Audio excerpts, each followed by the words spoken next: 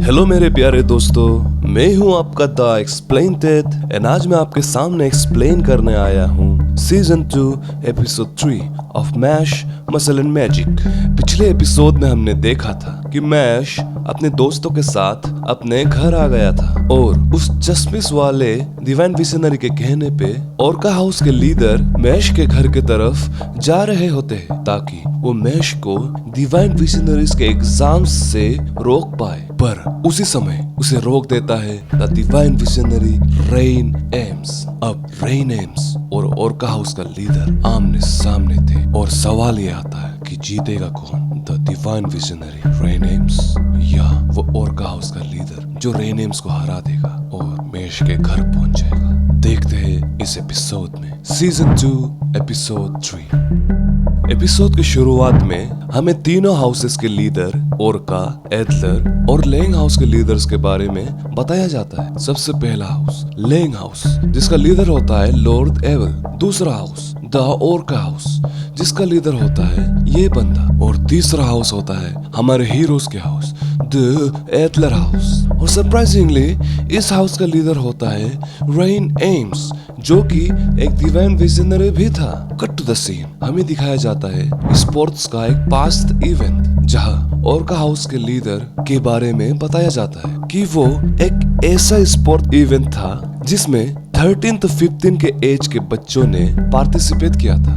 वह ओरका हाउस के लीडर ने सबको अकेले ही हरा दिया था और इस वक्त उसका उम्र बस 9 था। इतने छोटे से उम्र से ही वो काफी ज्यादा ताकतवर था। He was extraordinary और उसका नाम था Margaret McCarron. Cut to the scene, हमें प्रेजेंट डे में दिखाया जाता है जंगल के बीचों बीच रेन एम्स और मार्गरेट ओरका हाउस का लीडर। ये सीन ठीक वही से शुरू होता है जहां पिछले एपिसोड का अंत हुआ था। ये बंदा मार्गरेट बहुत ही अजीब होता है। लड़ाई से पहले ये अपने सामने जादू से एक पियानो लाता है और वो उस पियानो को बजाने लगता है। एक अजीब सी धुन बजाने के बाद वो आसमान पे देखता है और बहुत ही अजीब सी चीजें कहता है। इसके बाद वो रेन एम्स के सामने आ जाता है। वो पियानो वहां से गायब हो जाता है। वो रेन एम्स से कहता है कि जो भी म्यूजिशियंस ताकतवर होते हैं उन्हें बनना होता है divine visionary, but not for me. कुछ लोग ऐसे भी होते हैं जिन्हें डिवाइन विजनरी बनने में कोई इंटरेस्ट नहीं होता क्योंकि डिवाइन विजनरी तो जस्ट एक नाम है। मुझे उस नाम में कोई इंटरेस्ट नहीं, मुझे तो बस ताकतवर बनना है। और ये कहते ही रेन एम्स और मार्गरेट एक दूसरे पे हमला करते हैं। रेन एम्स कहता है पार्टीशन एंड मार्गरेट कहता है साउंड्स। दोनों का हमला आपस में टकराता है, बूम। और जब ये सब जंगल में हो ही रहा होता है हमें दिखाया जाता है मैश का घर के अंदर हमारे हीरोज सभी एक बोर्ड गेम खेल रहे होते हैं। दोस्त जब अपना डाइस रोल करता है उसे गेम में पैसों का बहुत ही ज्यादा लॉस होता है। यहाँ इरवाइन जब डाइस रोल करती है वो गेम के अंदर जेल में चली जाती है। यहाँ लेंस जब अपना डाइस रोल करता है उसे दिखता है गेम के अंदर उसकी बहन ने एक बॉयफ्रेंड बना लिया है। और आप तो लेंस को जानते हो, ये देख के लेंस खुद को कंट्रोल नहीं कर पाता, वो बहुत दूर जा गिरता है। इसके बाद आता है मैश की बारी। मैश अपना डाइस रोल करता है और गेम के अंदर मैश का पीस एक ऐसे सेगमेंट पे रुकता है जहाँ उसे बताया जाता है कि सबको पता चल गया है कि तुम्हें मैजिक नहीं आता और इसके लिए तुम्हें मौत की सजा दिया जाएगा। मैश का पिल्ला गिर जाता है और उसका सिर उखड़ जाता है। ये देख के मैश का फट जाता है आंख। सभी को लग रहा होता है कि क्या ये गेम हमें हमारा फ्यूचर बता रहा है। जो भी हो, हमारे हीरोज सभी दोस्त आपस में काफी मस्ती कर रहे होते हैं। या फिन इसी बीच याद करता है कि मैश के डेड कितने खुश थे। मैश के दोस्तों को देखकर फिन खुद से वादा करता है कि मैं ये दोस्ती कभी नहीं टूटने दूंगा।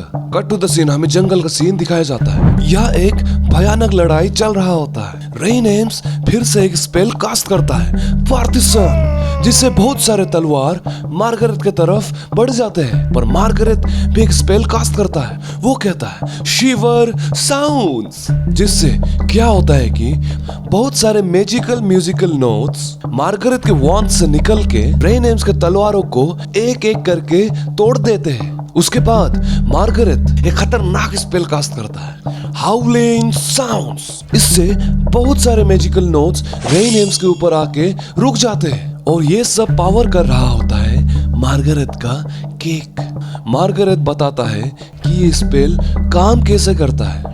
ये सारे मैजिकल नोट्स एक बम्प की तरह है और जैसे ही तुम कुछ स्पेल्स कहोगे ये म्यूजिकल नोट्स फट जाएंगे। तो हमें समझ में आ जाता है कि रेन एम्स अब फंस गया है। ये कोई भी स्पेल नहीं बोल सकता।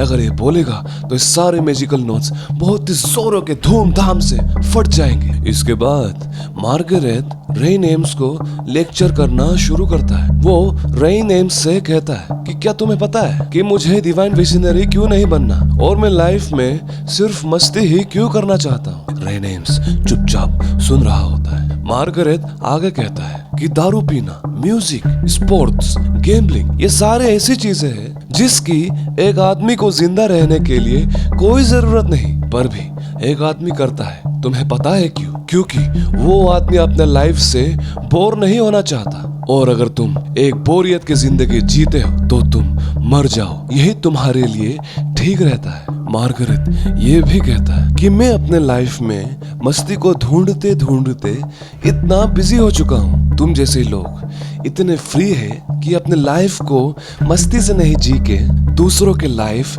जैसे उस मैश जिसे कोई मैजिक नहीं आता उसके लाइफ में दखल दे रहे हो। बहुत सुनने के बाद रेन एम्स अब कहता है कि तुम जिस मैश के बारे में बातें कर रहे हो तुम्हें उसके बारे में कुछ मालूम नहीं है। वो बंदा दिल का बहुत ही सच्चा है और बहुत ही बेशर्म है। उसे कोई मैजिक नहीं आता, पर वो मेरे मुंह में कहता है कि वो एक डिवाइन विजनरी बनेगा क्योंकि उसे भरोसा है कि वो ये कर पाएगा। रेन एम्स ये भी कहता है कि ये दुनिया में जिसे मैजिक आता है उसका स्टेटस बहुत ही ज्यादा होता है, पर क्या तुमने कभी सोचा है कि जिसे मैजिक नहीं आता उन पे क्या बीतती होगी? उनके साथ कोई ह्यूमन राइट्स नहीं होता और जहाँ भी वो पाए जाते हैं उन्हें या तो कैदी बना दिया जाता है या तो मार दिया जाता है। तो ऐसे में ऐसे लोग तो सोसाइटी के सभी लोगों से बहुत ही ज्यादा हेट करेंगे, पर मैश ऐसा नहीं है। उसके साथ इतना कुछ गुजर जाने के बाद भी वो चाहता है कि वो एक डिवाइन विजनरी बने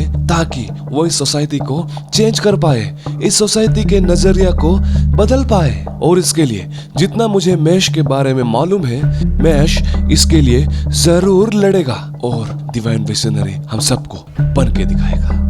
गाइस, रेन एम्स ने ये सब तो कह दिया था, पर उसने अभी तक कोई स्पेल कास्ट नहीं किया था क्योंकि हम सबको पता है कि अगर वो कोई भी स्पेल कास्ट करता है तो ये सारे मैजिकल नोट्स फट जाएंगे। तो अब रेन एम्स क्या करेगा? पर जब हम ये सोच ही रहे होते हैं, रेन एम्स के पूरे बदन से एक अजीब किस्म का पावर निकलना शुरू हो जाता है। मार्गरेट वॉर का हाउस का लीडर ये देख के थोड़ा चौंक जाता है कि ये कैसा पावर है। इससे पहले तो मुझे लग रहा था कि मैंने रेन एम्स को हरा दिया है, पर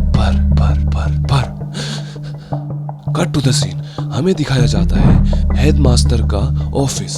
यहाँ वही ब्यूरो ऑफ मैजिक के जज का सर्वेंट हेडमास्टर से बात कर रहा होता है। वो हेडमास्टर को बताने आया था कि मार्गरेट मैश को ढूंढने चला गया है और the divine visionary rain AIIMS भी उसके पीछे पीछे चला गया है। और मानता हूँ कि the divine visionary rain AIIMS एक बहुत ही ताकतवर मेज है, पर हेडमास्टर वो ओरका हाउस के लीडर मार्गरेट भी कोई आम खेत की मूली नहीं है और उसके साथ ऐसे स्पेल्स है जिससे रेन एम्स बच ही नहीं पाएगा क्योंकि वो स्पेल ही कास्ट नहीं कर पाएगा। हेडमास्टर के चेहरे पे ये सुन के भी हमें कोई चिंता नहीं दिखता।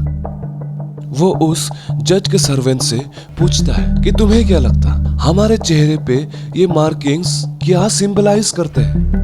वो सर्वेंट कहता है कि जिसके चेहरे पे लाइंस होते हैं उन्हें मैजिक करना आता है और जिनके चेहरे पे जितने ज्यादा लाइंस होंगे उनका मैजिकल पावर उतना ही ज्यादा होगा। हेडमास्टर कहता है हाँ तुम ठीक कह रहे हो, पर क्या तुम्हें पता है इस दुनिया में ज्यादातर लोगों के साथ बस एक ही लाइंस होता है। कुछ लोग ऐसे होते हैं गिने चुने जिनके चेहरे पर 2 लाइंस होते हैं और जिन्हें भगवान सबसे ज्यादा प्यार करते हैं उनके चेहरे पे 3 लाइंस होते हैं। यहाँ जंगल में हमें दिखता है कि रेन एम्स के चेहरे पर उसके स्किन के नीचे कुछ अजीब हो रहा होता है और ये होता है the third line. Rain AIIMS के चेहरे को चीरते हुए वो लाइन बाहर आ जाता है। पर गाइस, इससे क्या फर्क पड़ेगा, क्योंकि अगर वो स्पेल कहेगा तो आसपास के बम्स को तो फटना ही है और वो बम्स आम बम्स नहीं होते। कट टू द सीन हमें दिखाया जाता है कि मैश उस बोर्ड गेम में बहुत ही ज्यादा हारने के बाद अपने दोस्तों से कहता है कि मैं बाहर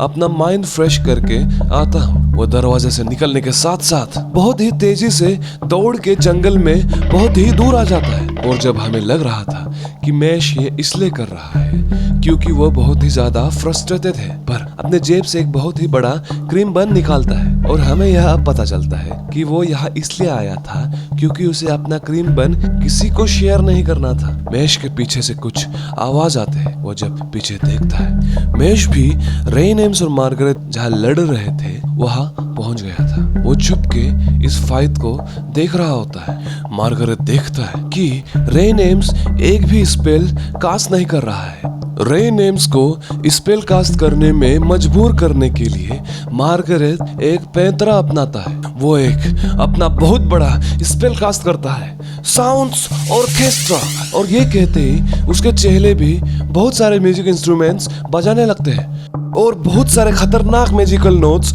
रेन एम्स की तरफ बढ़ रहा होता है। अब रेन एम्स मजबूर था, अगर वो स्पेल कास्ट नहीं करता तो उसे ये स्पेल्स लग जाते और उसका मौत भी हो सकता था। मार्गरेट का साउंड्स ऑर्केस्ट्रा रेन एम्स के सामने आ रहा होता है। रेन एम्स को अब कोई तो स्पेल कास्ट करना पड़ना था, नहीं तो उसकी जान भी जा सकती थी। अब रेन एम्स क्या करेगा?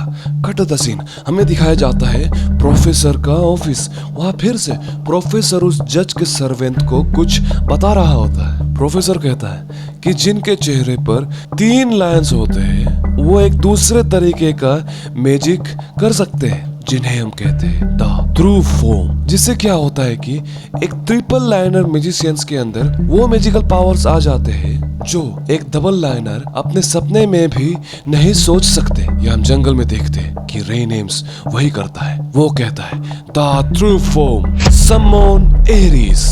ये कहते ही रेन एम्स का वांड एक बहुत ही बड़ा ट्राइडेंट में बदल जाता है। उसके आसपास एक फोर्स शील्ड बन जाता है और मार्गरेट के जो भी स्पेल्स थे वो सबको वो अपने से दूर फेंक देता है। मार्गरेट को भरोसा नहीं होता, वो थोड़ा तो डर जाता है। इसके बाद रेन एम्स अपने स्पेल का एक बहुत ही खतरनाक वर्जन कास्ट करता है, ब्लैक पार्टीशन। ये कहते ही एक बहुत ही खतरनाक पावर पूरे जंगल से होते हुए मार्गरेट की तरफ बढ़ जाता है। मार्गरेट भी जल्दबाजी में एक स्पेल कास्ट करता है, साउंड्स शील्ड। ये कहते ही मार्गरेट के आगे एक शील्ड बन जाता है।